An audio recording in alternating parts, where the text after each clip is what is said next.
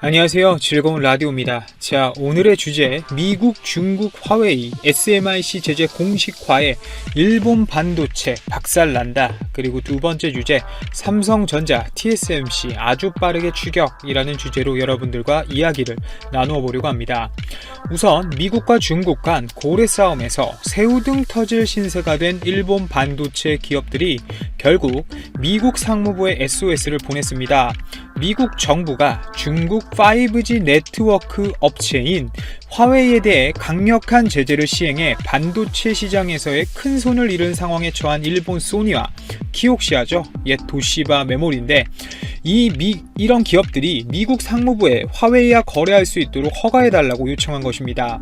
4일 니온게이지아이에 따르면 소니와 키옥시아 홀딩스가 한국 삼성전자 및 SK하이닉스에 이어 화웨이의 지속적인 부품 공급을 승인해달라고 미국 상무부에 요청했다고 보도했습니다. 미국의 대화웨이 제재를 지켜보고만 있는다면 일본 반도체 업계의 실적 타격이 아무래도 불가피하다는 판단이 있었겠죠. 팩트는 팩트이니 제가 말씀을 드리겠습니다. 실제 화웨이는 세계에서 세 번째로 반도체를 많이 구매하는 이른바 큰손 기업이 맞습니다. 현재까지 세계 시장에서 50% 안팎의 점유율을 확보한 이미지 센서 1위 기업인 일본 소니의 경우 1조엔 하나 기준으로 약 11조 700억 원 수준가량의 전체 매출액 중 20%는 화웨이에서 나오고 있는데요. 미국 애플에 이어 두 번째 큰손 고객인 셈이죠. 또한 화웨이는 매출의 40%가 스마트폰용 전용 메모리에서 나오는 세계 2위 낸드 플래시 기업 키옥시아의 주요 고객사이기도 합니다. 자, 단순하게 분위기만 가늠해 봐도 일본 기업들의 타격이 얼마나 큰지 우리는 알 수 있습니다. 아주 좋은 상황이죠. 방금 말씀드린 소니만 봐도 매출의 20%가 화웨이에서 나오는데 그 매출이 대부분 사라진다고 하면 삼성전자 입장에서는 우선 점유율 확대가 자연스럽게 이루어지게 됩니다. 특히 오포, 비보, 샤오미 등은 삼성전자 이 아이소셀 시리즈를 굉장히 좋아하죠. 거기다 단순한 계산만 해봐도 내년이면 약 90% 정도 급락 수준으로 이 화웨이 스마트폰 사업이 사실상 없어지는 것과 마찬가지일 수 있다는 이야기가 나오고 있는데요. 실제 지난 8월 소니는 2021년 3월 이미지 센서 사업의 영업이익이 전분기보다 45% 줄어든 1,300억엔 화나 약 1조 4,300억 원 수준으로 떨어질 것으로 전망하기도 했습니다. 코로나19로 인한 스마트폰 수요가 낮아진 것이 가장 큰 영향을 미치지만 미국이 제3국을 통해 부품을 사고 팔 수 있는 우회로까지 차단하면서 일본 반도체 기업들은 발등에 불이 떨어진 상태인 것이죠. 결국 미국 상무부의 대화웨이 제재로 인해서 일본 기업들의 영업이익 전망치가 더 떨어질 수도 있다는 이야기입니다. 자, 소니뿐만이 아니죠. 우리나라 반도체 어떻게 좀 해보려던 일본 반도체 업체들도 문제가 커졌습니다. 세계 2위 낸드 플래시 업체인 키옥시아는 화웨이 제재 여파로 오는 6일로 예정돼 있던 도쿄증권거래소 지주회사 기업 공개 즉 IPO를 미뤘죠. 키옥시아는 전체 매출의 40%가 스마트폰용 메모리 칩에서 나오는데 화웨이는 그 중에서 꽤 큰 비중을 차지하고 있는 것으로 알려져 있습니다. 화웨이에 칩을 못 팔아서 상장을 미룰 정도면 그 비중이 얼마나 클지에 대해서 대충 예상은 해볼 수 있을 정도죠. 결국 중국 시장이 없다면 일본은 꼬꾸라질 위기이고 SMIC의 제재가 오늘 공식적으로 확인이 된 만큼 화웨이가 설 길은 더욱 적어진 상태이기에 빨리 일본 반도체 업체들의 몰락이 보였으면 좋겠네요. 자, 다음은 삼성전자와 관련된 소식입니다. 최근 삼성전자가 대만의 TSMC를 기존보다 더욱 빠르게 추격하고 있습니다. 우선 파운드리 시장은 최근 몇 가지 이슈가 있었는데요. 우선 첫 번째로 비인텔 진영의 급성장, 그리고 두 번째로 엔비디아의 ARM 인수, 그리고 세 번째는 미국의 SMIC 제재 등을 재료로 크게 팽창해 오는 2024년 944억 100만 달러까지 성장할 전망인데요. 우선 첫 번째로 이 비인텔 진영의 성장에 대해서 이야기해 드리고자 합니다. 자, 인텔의 7나노 공정 개발 지연은 비인텔 진영의 팹리스와 파운드리 진영의 성장으로 자연스럽게 연결되었습니다. 특히 파운드리 절대 강자인 이 TSMC는 인텔, AMD, 애플 등 고가 수주에 집중할 것으로 보이는데요. 당연히 시장이 커지는 만큼 업체 이외의 빠른 추격자 삼성도 낙수 효과가 예상될 수밖에 없겠죠. 미국이 글로벌 5위 업체인 중국의 SMIC를 제재하면 나머지 업체들은 반사이익을 자연스럽게 얻게 됩니다.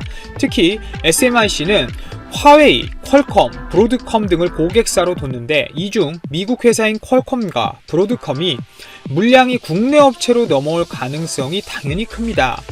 TSMC가 캐파가 없다라고 얘기할 정도로 현재 TSMC 라인은 풀 가동 중이라고 하죠.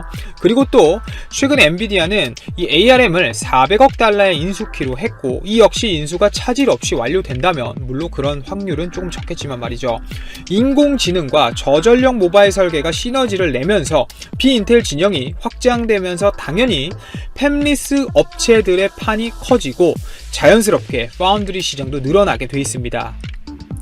메모리에 삼성이 있다면 아직 인정하기는 솔직히 싫지만 그래도 말씀을 드려야겠죠. 파운드리에는 TSMC가 있고 그 뒤에 삼성이 있죠. 아직 파운드리에선 이 TSMC의 독주 체제가 완고한 것이 사실입니다. 납기 대응력, 전후 공정 기술이 경쟁사 대비 압도적이라는 평가도 받고 있고 주문이 내년 상반기까지 밀려 더 생산할 라인이 없다는 이야기가 흘러나올 정도로 이 TSMC의 주문량은 꽉 차 있는 상태입니다. 특히 미세하면 미세한 공정으로 갈수록 말이죠.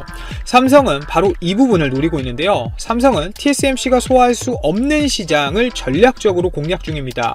우선 세계에서 5나노 공정이 가능한 곳은 TSMC와 삼성전자 두 곳뿐이죠.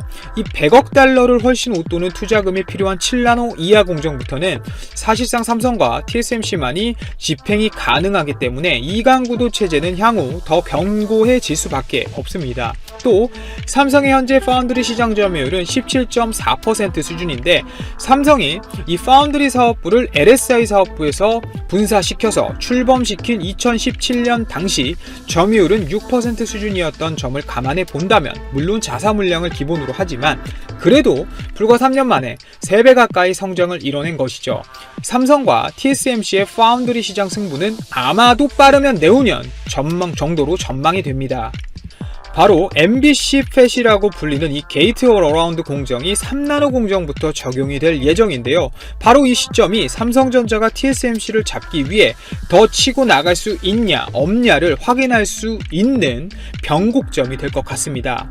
특히 모든 업체들이 이 GAA에 굉장히 관심을 보이고 있다고 하는데 두 회사 중 어떤 업체가 이 게이트 올 어라운드 공정을 양산 공정에 도입하고 안정적으로 수율을 뽑아내느냐가 앞으로 이 파운드리 시장의 리더가 되냐 마냐를 결정할 수 있기 때문이죠.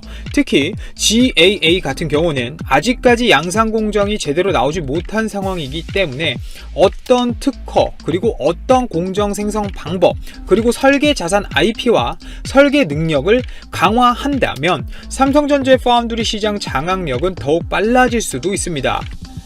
최근 그리고 애플의 AP가 이 TSMC의 5나노 공정을 활용해서 나온다고 하고 있고 삼성 또한 올 상반기부터 5나노 양산을 시작하고 있는 만큼 더욱더 이 두 업체 간의 경쟁은 치열해질 것으로 보입니다.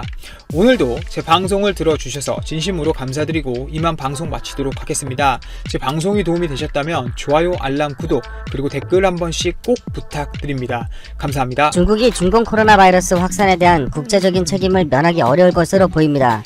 하나둘씩 사실관계가 드러나고 있는 가운데 한 달 전부터 미국이 제기해왔던 중국의 코로나 발병 고의 은폐설이 사실로 드러났기 때문입니다. 그것도 중국이 직접 자기 입으로 시인해서 말입니다. 어떤 상황이 벌어졌는지 살펴보겠습니다. 아울러 중국 공산당은 우리나라를 포함한 전세계 좌익 세력들, 즉 사회주의 세력들에게 자유민주국가인 각국의 정치를 장악할 수 있도록 자금과 여론조작, 심지어는 부정선거까지 각종 지원을 하고 있는데 과거 소련이 했던 역할입니다. 그런데 중국 공산당이 국제사회의 코로나 책임 수긍으로 힘이 약해진다면 전세계 좌익 세력들 또한 타격을 입지 않을 수 없을 것입니다. 5월 16일 영상을 만드는 바로 오늘 날짜로 중국이 미국이 제기한 의혹을 공개적으로 시인하고야 말았습니다. 중국은 코로나 확산 초기 실험실에서 보관 중이던 중공 코로나 바이러스 표본을 파괴한 적이 있다고 공개적으로 인정한 것이죠. 중국은 미국의 의심처럼 코로나 상황을 은폐하기 위한 것은 아니라고 주장을 했지만 왜 의혹을 제기한 지 한 달이 다 된 지금에서야 인정을 했는지에 대해서는 아무 말도 하지 않고 있습니다. 중국 국가위생건강위원회 관리 류덩펑은 15일 기자회견에서 중국 정부가 생물학적 안전을 보장하기 위해 지난 1월 3일 일부 실험실에 코로나 바이러스 표본을 폐기하도록 지시를 내린 일이 있다고 발표했습니다. 도널드 트럼프 미국 대통령은 우한에서 발원한 중국 코로나 바이러스 확산에 관해 중국의 고의적인 책임이 있으면 상응하는 대가를 치러야 한다고 경고했습니다.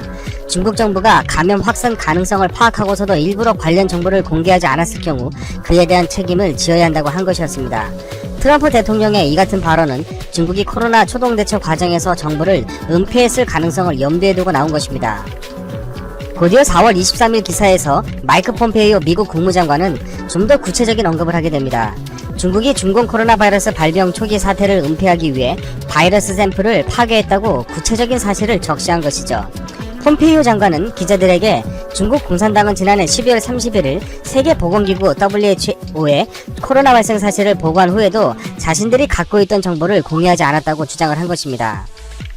그런데 트럼프 대통령이 의혹을 제기한 4월 18일 이후 약 한 달여 만에 중국이 자기 입으로 코로나 초기 샘플 폐기 명령을 내렸다고 시인한 것입니다.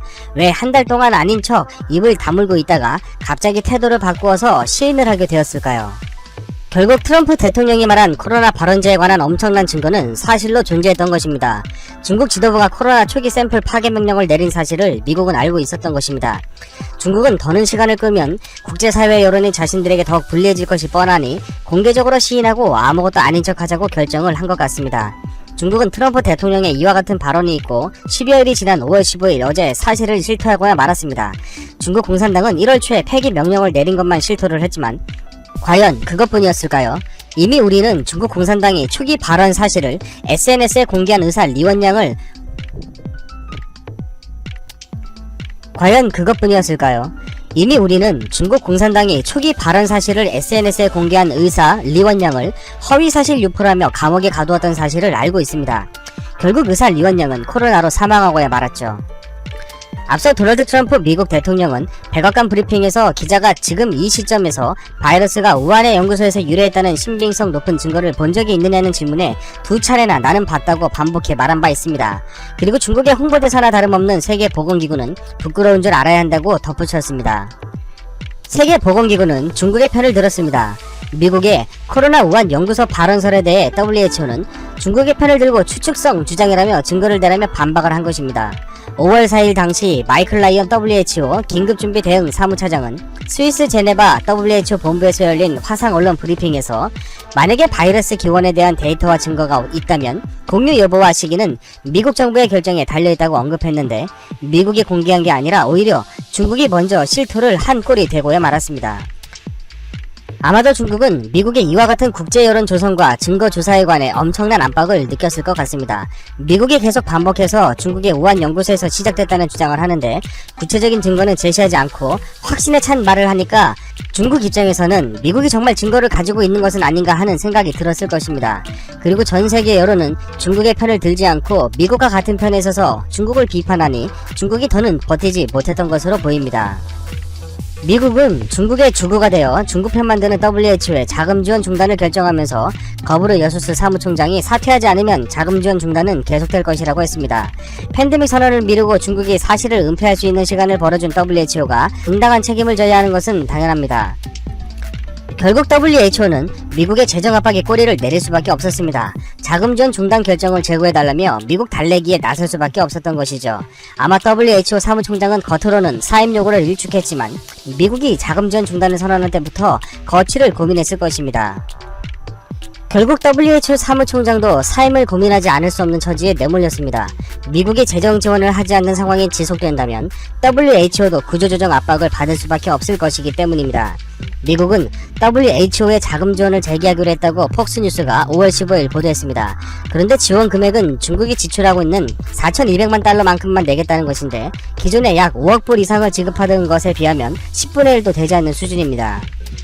중국이 왜 이렇게 민감한 시기에 중공 바이러스, 즉 코로나19 바이러스 샘플을 폐기하도록 지시한 사실을 공개했을까요?